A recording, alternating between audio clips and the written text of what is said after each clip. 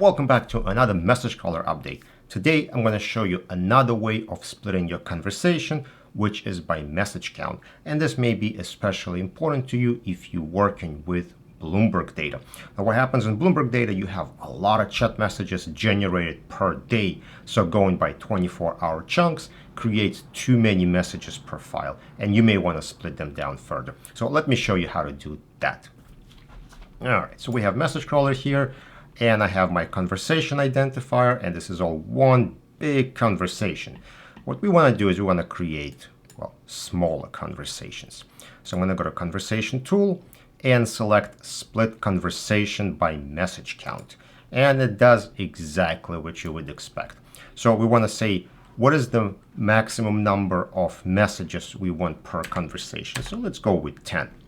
And we're also going to select a current conversation, which is our conversation identifier.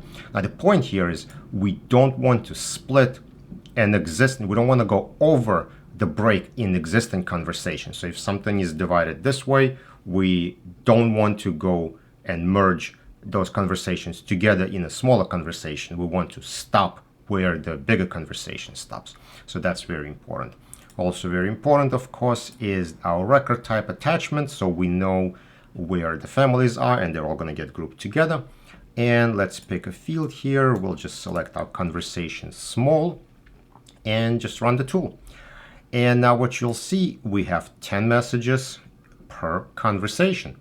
So we can now go to export RSMF and select conversation small as our conversation identifier. And now whenever the RSMF files are generated, they'll be broken down by 10 messages as opposed to all these together.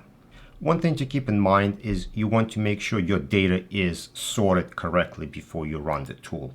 And you will see a warning about this here. You want to sort your data by existing conversations, sort date and control number, because we do want to make sure that everything is in the right order, our attachments are together with the messages, and everything is nicely organized, and then we can start chopping it down further. If you have data all jumbled up and then you start chopping up, you will get some really unpredictable results. So just like everything in message crawler, you want to make sure your data is sorted and maybe give it a quick visual check, then run the tool, and then you should have good results. All right, I hope this little tool is going to help you work with your Bloomberg data. If it does, please let me know about it.